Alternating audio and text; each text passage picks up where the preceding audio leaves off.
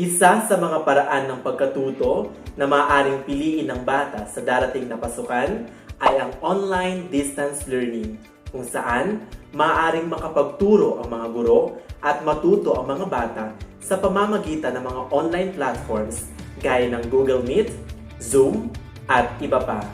Ngayong araw ay pag-uusapan natin ang mga NETiquettes in online classes. I am Teacher Mikel and welcome to my channel.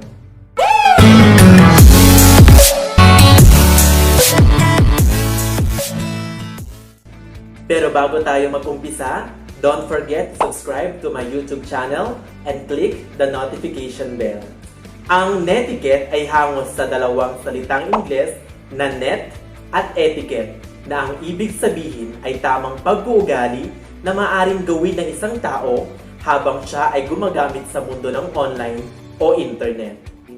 Gaya sa ating pangkaraniwang buhay, mayroon ding tamang pag-uugali na dapat ginagawa ng mga tao kapag sila ay nakikipag-usap sa ibang tao at gumagamit ng internet. Una, be on time.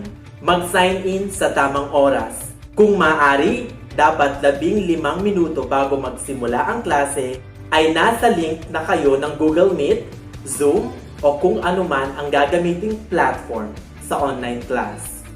Pangalawa, be attentive. Ang mata ay buksan upang makita ang ginagawa ng guro. Makinig din ng mabuti upang lahat ng panuto at lahat ng sasabihin ng guro ay maintindihan. Pangatlo, be ready always. Dapat handa na lahat ng modules, papel, lapis at lahat ng kakailanganin bago pa mag-umpisa ang klase. Hindi yung saka ka maghahanap ng papel at lapis habang nasa kalagitnaan ng klase at habang nagtuturo ang guro.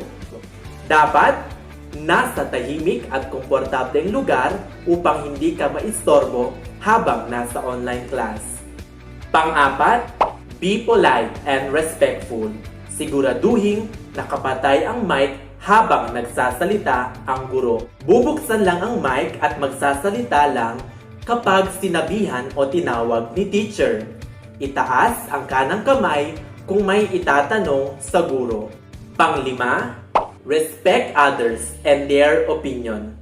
Magkakaiba ang opinyon at pananaw ng mga mag-aaral dahil magkakaiba din ang kanilang pinagmulan at kinagisnan. Kaya dapat respetuhin ang opinyon at damdamin ng bawat isa. Pang-anim, participate. Kailangang sumali ang mga bata sa pakikipagtalakayan sa klase upang mas lalong maintindihan ang aralin. Laging tandaan, teaching and learning is a two-way process. Natututo ang bata sa guro at maaari ring matuto ang guro sa kanyang mga mag-aaral.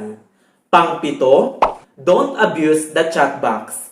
Ang chat box ay gagamitin lang kapag ikaw ay may importanteng tanong at kapag biglang hindi gumana ang microphone ng iyong cellphone o laptop. Huwag mag-chat ng kung ano-ano upang hindi madistract o mawala ang guro sa kanyang tinuturo. At panghuli, have fun! Mag-enjoy habang nasa klase. Mas madaling matuto at maintindihan ang aralin kung masaya kang nakikinig at nakikipagtalakayan sa iyong kaklase at guro. Tandaan, nothing is hard when done with love and fun.